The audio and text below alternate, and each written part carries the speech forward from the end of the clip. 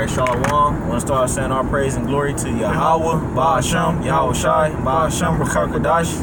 Alright, double honors to our apostle, Elder Great Millstone. Peace and mercy be unto the Lord's elect out there, teaching the word of truth and sincerity. I'm the brother Amar, got the brother Shamaria, Shalom, Akim, Kankan. We in transit real quick. We're gonna do a quick video, and what this video is pretty much about is that like, you know, you gotta learn to develop teaching tactics, you know, while you got the word, you know, because once you get the word, it's like, you know, you pretty much you get familiar with your sword or whatever. It's like actual sword fight, you know. You get your sword and you just not learn how to use it. You kind of everywhere with it. It's like you know you ain't really used to handle it, you know what I mean. But then after a while, it should be to a point where you get more sharp with it, you know what I mean? Like your technique with the sword, the actual sword and the spiritual sword, it should get a lot more sharp.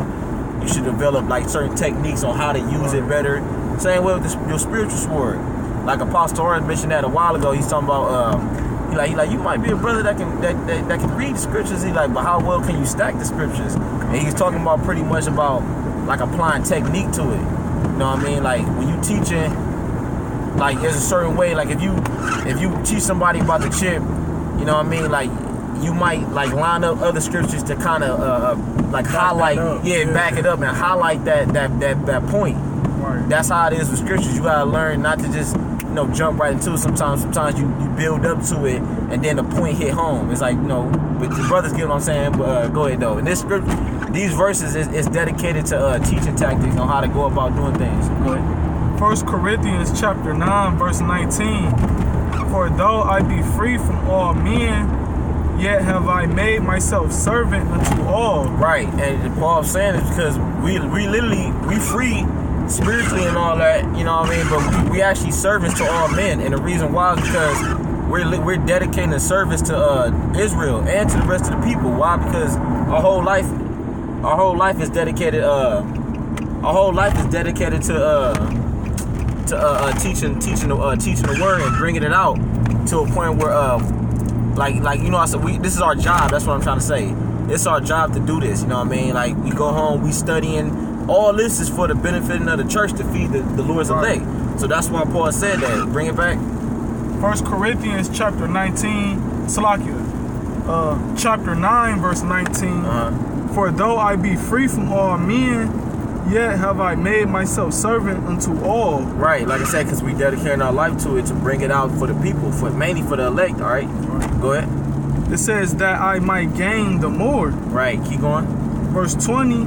And unto the Jews I became as a Jew. Right, and why did Paul say that? He said, to the Jews I became a Jew.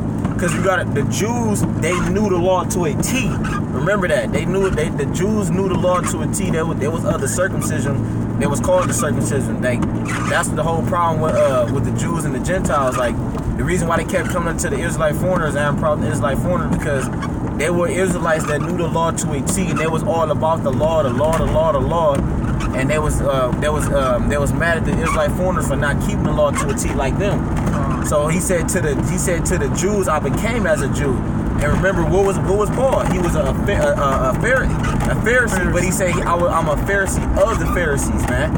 You know what I'm saying? Matter of fact, you know what that's at? I do not know where that's it's in Try Philippians, the 2nd chapter.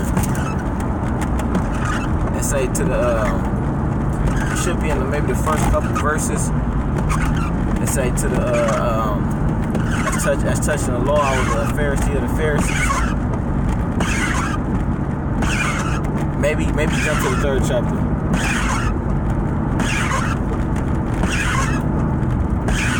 I forget exactly where it's at.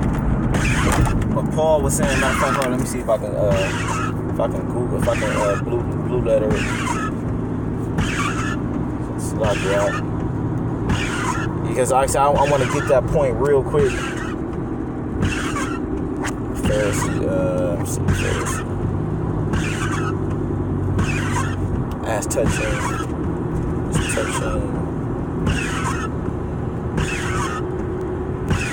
Hold on, real quick. It's gonna get into it.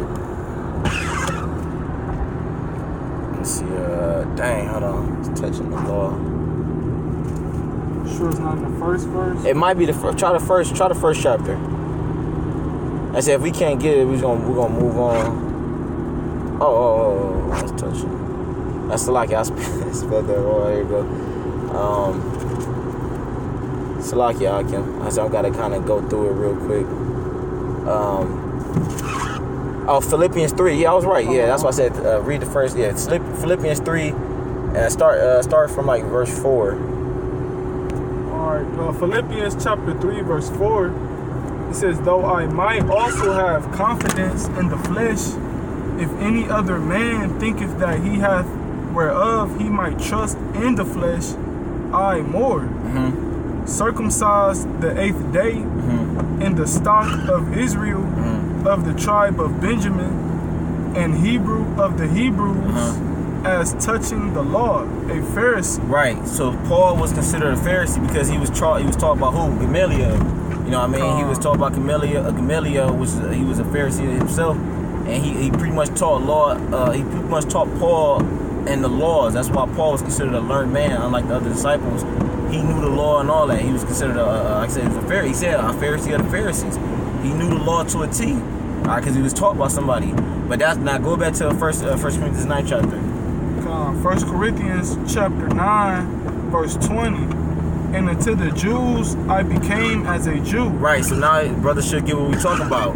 Paul, because remember the Jews, they knew the law to a T, and Paul knew the law to a T, but he knew when to apply it. You know what I mean? Right. He not to apply, but he knew when to adjust. Like if there's a brother that kind of come up and he don't really know nothing about the scriptures, why would he just come off like a Pharisee to that brother? Because he adjusted to the spirit. You know what I mean? If there's a new coming brother that's in the milk, he ain't just gonna dive into no meat, deep, you know what I mean? No meat. He gonna adjust to his spirit. Okay, this is a new brother. He don't really know that much about the scriptures. Let me hit the milk with him. That's why he said, as a Jew, I became as a Jew. So to the Jews that knew the law, he got on their level. He adjusted to their level. They was about the law. Okay, I'm a Pharisee of the Pharisee. I'm a get on their law, even though I can switch it when I want to. You see what I'm saying? Yeah. Now keep going. Verse 21, or Salakia, still in verse 20, it says that I might gain the Jews. Right, he said that I might gain the Jews, that he might gain some of the believers that were all about the law.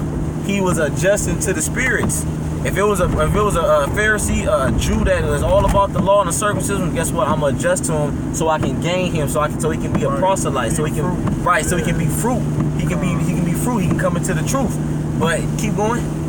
It says, to them that are under the law, right, as under the law, right, that I might gain them that are under the law. Exactly what we were just saying, because the whole reason why he was doing that was to gain some fruit to ones that might be on that level. If they was all about the law, I'm going to adjust to that spirit. Now, let's see what the 21st verse say. Verse 21, to them that are without law, as without law, being not without law to Yahweh, but under the law to Hamashiach. Right, keep going. That I might gain them that are without law. Right, and that's to the Israelite foreigners, the ones that didn't know nothing about the scriptures. They was like, Paul was like, all right, the ones that's all about the scriptures, that know the law to a T, that know our history, know our customs, I'm going to get on their level, I'm going to adjust to their spirit, I'm going to come at the angle that they know best, and I'm going to speak in their language. But to the ones that's new believing, the newcomers, I'm not going to dive into no meat and all that. I'm gonna get on their level. So I'm gonna kind of dumb it down a little bit to gain them. Just like how you trying to, if it came to if it was somebody that came up and they was like hella smart in the law and the scriptures, I'm get back to on their level. Instead of me dumbing it down, now I'm switching it. You see what he doing? Yeah. It's like I said, it's like if you a new believer, you not going, and you trying to gain him, you trying to get him to understand the scriptures, you not going, he don't know nothing about the scriptures. Why would you dive into reincarnation and all the other stuff? He don't know nothing about that. So you adjust to his spirit. You bring it, if you got to dumb it down a notch, you do that, all to gain him, or to bring him into the truth so he can understand it.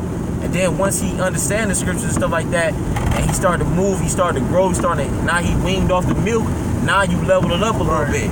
That's what Paul was doing. And that's how you develop teaching tactics when you out there. You don't just be, you know what I mean, you don't be doing all that. Go ahead. Verse 22, it says, to the weak became I as weak. You see that? You got it. Like he's breaking it down. He said, "To the weak, I became as the weak, man." He adjusting to the spirit, man. All so he can gain that person to come into the fold, man. Go ahead. It says that I might gain the weak. Come on, man. Go ahead. All right. It says, I am made all things to all men. You see that? He said, I am made all things to all men. So if there's a person that don't really understand scripture, that's a newcomer, and they need me to dumb it down a little bit, so to speak, guess what? I'm gonna do that. Why? So I can gain him to come into the truth. If there's a person that swear that, because you got Jake like that nowadays, you might have a nigga in the world that know the scriptures a little bit. So you might have to, instead of you dumbing it down, now you gotta kind of show him up a little bit, just to like kind of get him to let him know like you don't know what you're talking about. So now I'm gonna get on your level and I'm gonna adjust. But if it's a newcomer that don't really know nothing, I'm gonna kind of dumb it down a little bit. Even though I'm aware of all the other deep parables, I'm gonna dumb it down to gain him. But if it's a person that's coming like a Ricky Gantz or somebody, or Vocab Malone that swear they know the scriptures, now I'm gonna level back up on his ass. You see what I'm saying? That's how you do that. That's because Paul was about getting the fruit, and he understood the teaching tactics of the scriptures. Go ahead. It says that I might by all means save some. Yeah. So yeah, I think that was it, man. But that was the point, though. You know what I mean? Like, so brothers, just understand when you teaching the word, don't just be teaching, like, develop teaching tactics. Understand who you teaching. Understand the spirit. You know what I mean? Of an Israelite, or understand the spirit of a person. You know what I mean? You gotta adjust to the spirit. Same way if you was fighting a person. If it's a person that's better than you in wrestling, and you know that, you gotta adjust to where you meet that adjustment, so that way you get the victory, so to speak. Same way with the scriptures. If there's a person that's coming up that swear up and down they know the scriptures and they bringing out laws and all that, now you already know all that stuff. Now you adjust to that level and you kind of like level up. You know, you turn to that Super Saiyan. You like how DBZ was like. Goku and all them, they knew when to do all that. Like if it's a motherfucker like Frieza or somebody, they knew when to turn it off and to turn it on. Exactly. To adjust to the opponent. If you as a person, or the person that we teaching, you gotta adjust to that spirit. You know what I mean? So that's all we wanted to say, man. With that, we're gonna give our praise and glory to Yahweh, Ba'ashem, Yahweh Shai, Ba'ashem, Rakar Kadash. All right, double honors to the Apostle Ezra, Millstone, peace and mercy to the elect. Shalom, Abba Ball.